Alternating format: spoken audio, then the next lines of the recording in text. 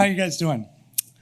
I'm Eric Maag. I'm the general manager and founder of CoreLift.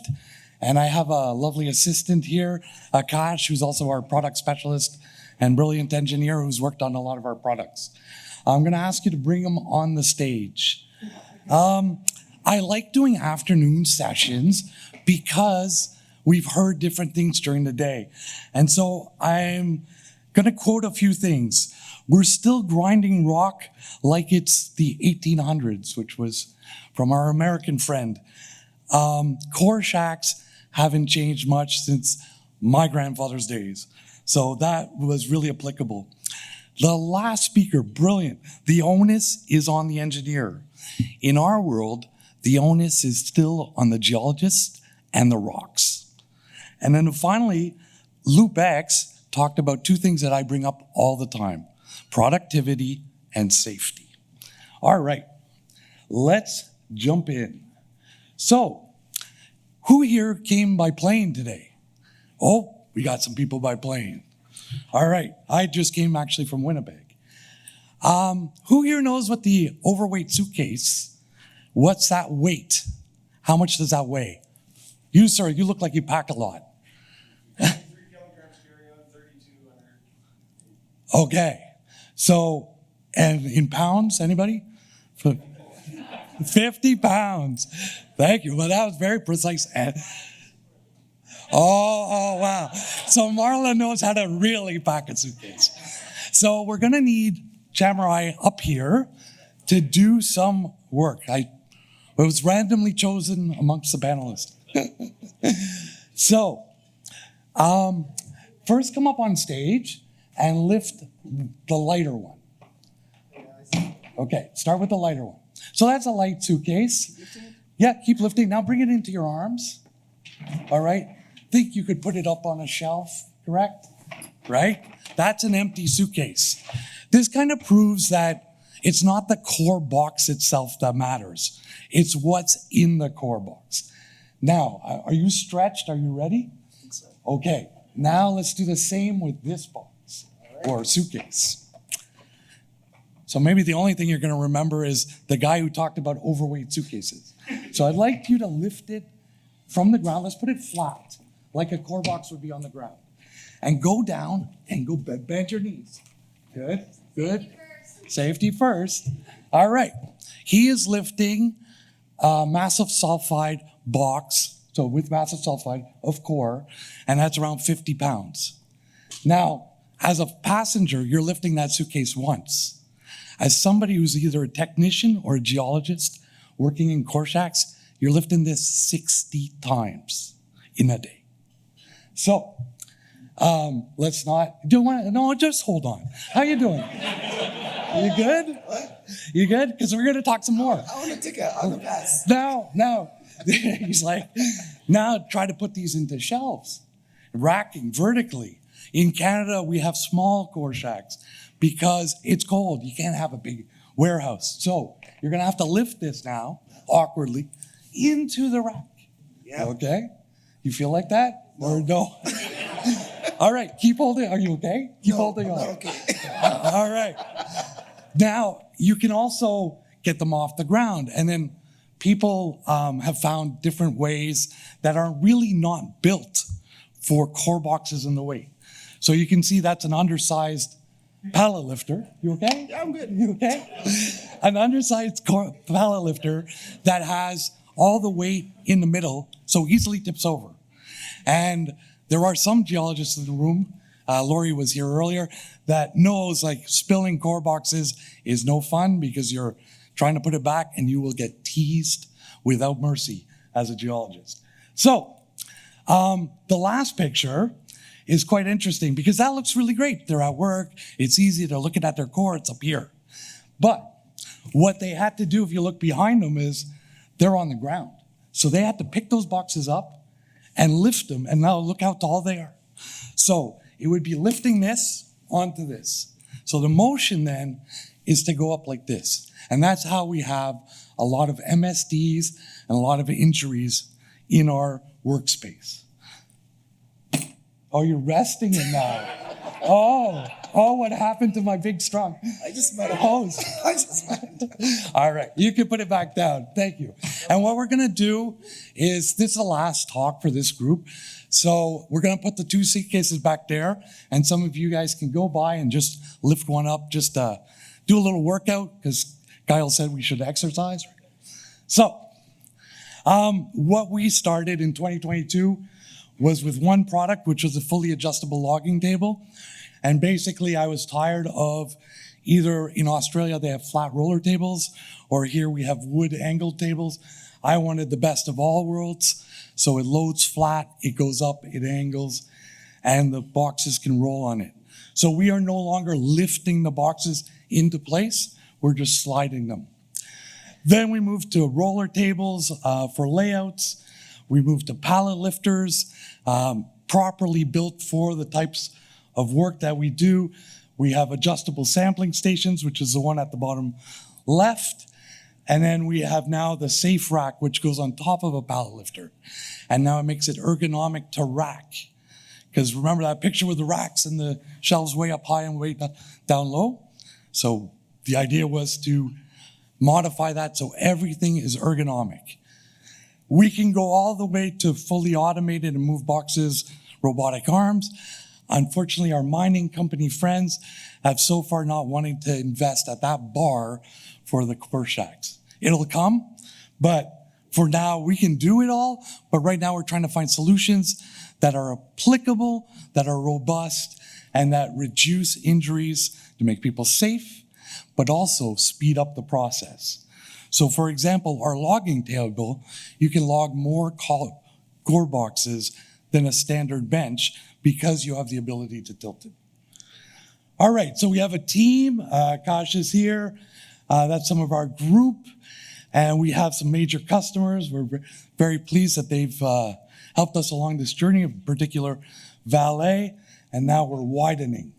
So Micah had asked us, well, what do you want out of this? And I was not sure, so I said, okay, let's just tell you what our roadmap is and see where people in this room go, hey, we could help. So we're growing slightly in people. We're in Sudbury. All our equipment is made in Canada. We don't do anything anywhere else. We have the IP in place on the technologies we can put IP to. Obviously, like shelving and standing desks, that's hard to get intellectual property around. We're on the road to tripling our revenues. We'd like to have from 8 customers to 24. By next year, we're well on that path. And we do have a plan for an expanded R&D program. But I told her I won't talk about it publicly, so I won't. And then the plan is to really be the only ones in North America and have that dominance. We're looking at global expansion by 2030. And we keep coming out with products because we keep seeing the gaps in the workflow. All right, let's see. So before I jump in on this, I'm going to bring back one other talk from today. Grant talked about 1 million meters done annually. So we're right now helping core shacks around just in Canada move 400,000 meters a year. Our goal then is by the end of 2026 to help them move that $1 million meters a year. What is 1 million meters? It's somewhere between 222,000 and 333,000 suitcases, heavy core boxes. So you can see the volume we're talking about. There are significant operations, including from this gentleman's company, that are over the 150,000, 200,000 a year. And with that kind of volume, you want as easy as possible a process because you're removing the mundane kind of routine tasks and getting people to do the important tasks on the core. So this is a before and after, left and right at Stobie, Vale Stobie. They now have 18 of our pallet lifters, 18 of our adjustable tables. But the big results is their own study, 83% less manual handling and 50% increased productivity. So as Chris likes to say, we're doing more with less people. I think that's it. Do you have any questions or anything we can talk about? Thank you.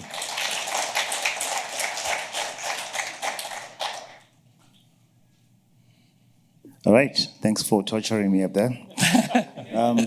Eric, so everybody knows, Eric used to work with us at SEMI and was really instrumental in helping us understand the challenges faced by the SME. So Eric, just want to thank you for that role you played. My question for you, Eric, is, we know companies like Elemission, for example. We know companies like Geological AI, companies like, obviously, that do core logging, right? Right. And you talk about integrating, you talk about workflows, right? Is there a foreseeable future where you see your technology being integrated into how these other automatic core logging systems work? Is there a future there? And also, Absolutely. is there like a maybe robotics that could be integrated to make all this work? So that's a great question. And actually, we're agnostic to all the scanning companies. So we will work with Francois' company, Geologic AI, all these different groups that do scanning. And we have to, because we worry about the actual movement of core. So when Grant said, no core shack, I'm not actually like, oh no. It's actually, they still have to move the core. The core comes from the drill. It's going to go into their scanner. It's going to go somewhere because probably at one point somebody's going to call up Grant and go, yeah, you showed me these pictures, but I really want to see this because or we want to do new tests on it. So there will always, if you're going to drill core, I can't imagine the day where they just check it out and they don't worry about it because it's your beginning piece on subsurface understanding. So it's like your actual data is in the core.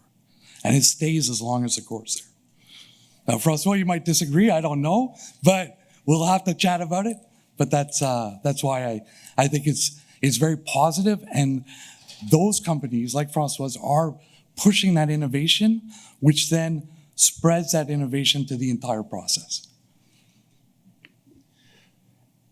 It seems like a no-brainer. So what's the barrier you see in getting miners to adopt it, to make the workplace safer?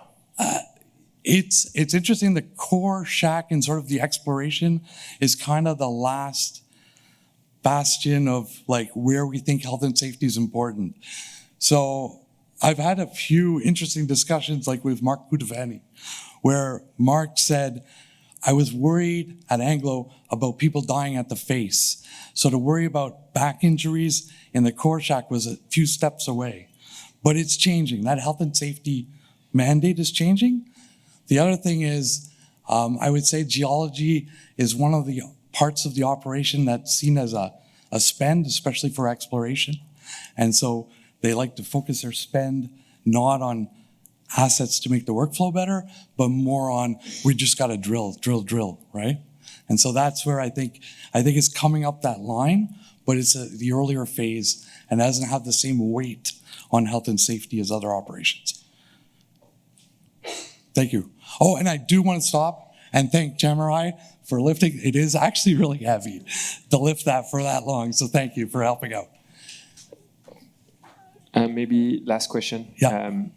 Is it one size, or you can customize it to retrofit any existing core shack? The difference with us actually is that we work with the clients to understand their operations. So if they have a pallet, or if say they receive core in a big metal bin, we make the platform for their size. We'll do the design of the workflow as well to help them lay out all the equipment. And it is surprising how many, just little things like this one, see that picture there, that's got a foot pedal.